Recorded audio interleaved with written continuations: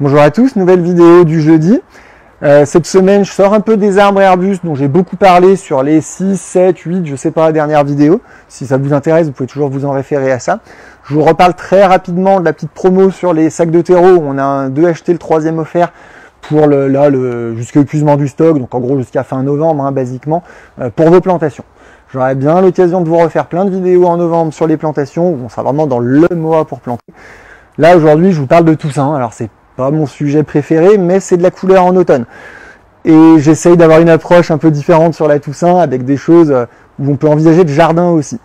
Bon, mais pas que. Typiquement, quand on commence ici, ça, c'est les compos à mettre au cimetière. J'en ai un petit peu de fait d'avance dès maintenant, mais on peut les faire sur mesure. Et on aura beaucoup de stock la semaine prochaine. Après, faut pas hésiter à nous passer un petit coup de fil si vous avez des demandes de couleurs, des choses comme ça. Puis bon, on en fait toute l'année, bien sûr, pas que pour la Toussaint. C'est pas forcément ce qu'on préfère, mais on le fait. Voilà. Le cyclamen, j'en parle très rapidement. Là, c'est vraiment de la plante de Toussaint, très très colorée, très fleurie. Par contre, qui peut craindre un peu le froid. Les variétés naines qu'on a là-bas peuvent être mises en pleine terre, par contre. C'est quelque chose qu'on ne sait pas. C'est un bulbe, vous le mettez un peu à l'ombre, il revient d'une année sur l'autre. C'est toujours sympa. C'est un peu la même chose pour les bruyères, qui sont beaucoup vues comme des choses de jardinière ou quoi, mais que vous pouvez très bien mettre au jardin en massif. Alors bon, là, c'est de la teintée, c'est peint. Moi, je suis pas très fan, mais il y a des couleurs qu'on peut pas trouver autrement. Et vous avez les naturels. Et après, vous avez dans les variétés de bruyère une variété qui va fleurir plus tard, c'est celle-là. C'est la Darlensis. Donc là, elle commence juste à fleurir, là où les autres sont en pleine floraison, et elle va fleurir tout l'hiver. La bruyère, c'est quand même quelque chose d'intéressant à mettre à l'ombre et pour mettre de la couleur dans le jardin. Donc c'est toujours sympa. Je vous parle pas trop de ce qu'il y a sur les côtés, j'en ai déjà parlé dans les vidéos, c'est plutôt des arbustes, des choses comme ça, donc voilà. Après, le gros morceau de la Toussaint, c'est la pensée et le chrysanthème. Le chrysanthème qui est vu vraiment comme la plante de cimetière. Moi, ça m'attriste un peu quand je vais en Belgique ou dans d'autres pays pour ça. C'est perçu comme ça, mais ça peut aussi être une plante de jardin. C'est vrai que si vous le mettez en pleine terre, il revient bien d'une année sur l'autre et il refleurit à une période où en fait, il n'y a pas grand-chose d'autre qui fleurit aussi bien. Et dans l'esprit de tout le monde, un chrysanthème, c'est floraison maintenant, puis ça gèle. Parce qu'en fait, quand on les met sur une tombe, usage premier, la fleur, effectivement, s'abîme avec les gelées. Mais ce qu'on voit, et puis on s'en débarrasse, on les jette ou autre, ce qu'on voit pas, c'est que s'ils étaient en terre, en fait, on les recoupe à ras, et puis ils repartent l'année suivante, et ils vont fleurir ensuite. Voilà. Donc voilà, c'est le gros morceau, je vous montrerai, j'en ai beaucoup, là c'est les petites tailles. Je vous parle rapidement de l'élébore, c'est la rose de Noël, on est quand même loin de Noël, mais on en a déjà. L'idée c'est d'avoir de la couleur pareil en hiver. On peut l'utiliser en massif, elle aime pas trop les sols argileux qu'on peut avoir chez nous, donc bien préparer le sol, mais voilà, ça fonctionne. Je l'ai dit, le deuxième gros morceau c'est la pensée, c'est vraiment, avec la bruyère, vous n'avez pas de choses qui vont fleurir autant tout l'hiver. Parce que clairement, le chrysanthème, aux premières gelées, la fleur s'interrompt. La pensée, vous avez de la fleur tout l'hiver. En gelée, la fleur va s'abîmer, puis elle va repartir dès que ça s'arrête de geler. Voilà. Une petite spécificité qu'on a, le chrysanthème traditionnel, enfin en grosse fleur en tout cas, il s'en fait presque plus, parce que le côté fragile, le côté a un peu nuit à ça, puis c'est beaucoup de travail. J'avais fait il y a quelques années des vidéos sur la culture, enfin sur les productions, il faudrait que je pourrais peut-être en refaire une, qui sait, la semaine prochaine.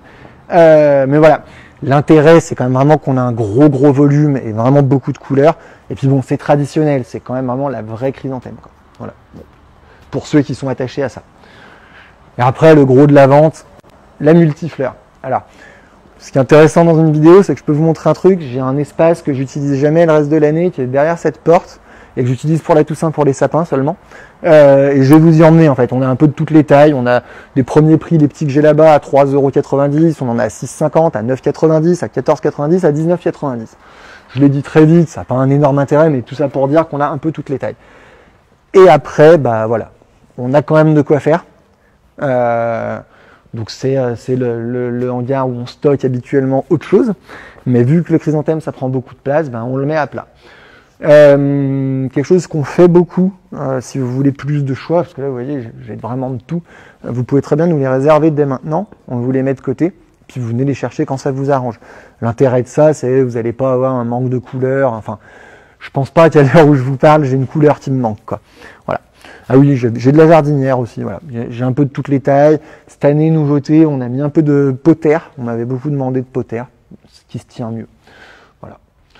Bon, je vais pas parler 1000 ans là-dessus, on se rend bien compte de l'intérêt. Et moi, ce que j'aime bien dans les images qu'on peut prendre sur, entre guillemets, le champ de chrysanthème, c'est que ça donne quand même une idée. C'est une plante, bah voilà, si on la sort du contexte cimetière, bah, c'est pas si moche, hein. C'est même plutôt joli. Et dans certains massifs un peu spécifiques, pour ramener de la couleur en automne, je suis plutôt d'avis qu'il faut pas hésiter. Voilà. Au fond, j'ai les rosiers. Ils ne sont pas amenés à rester là, ils sont arrivés avec une semaine d'avance. Je vous ferai une vidéo entière sur les rosiers en novembre, la meilleure période. C'est vraiment en novembre parce que c'est des arrachés pleine terre. Donc en fait, la racine n'est pas encore faite. Il ne faut pas les planter quand il fait trop chaud. Et là, en ce moment, il fait quand même relativement chaud, du vent et tout. Donc le rosier, on attend encore un petit peu. Voilà. Écoutez, j'ai fini. Comme d'habitude, si vous avez des questions, si vous avez des renseignements à avoir, même des livraisons à nous demander, même sur le chrysanthème, n'hésitez pas, ou sur les compos extérieurs, n'hésitez pas, soit vous me mettez un message, soit vous me passez un petit coup de fil, on essaiera de faire au mieux. Voilà, bonne journée.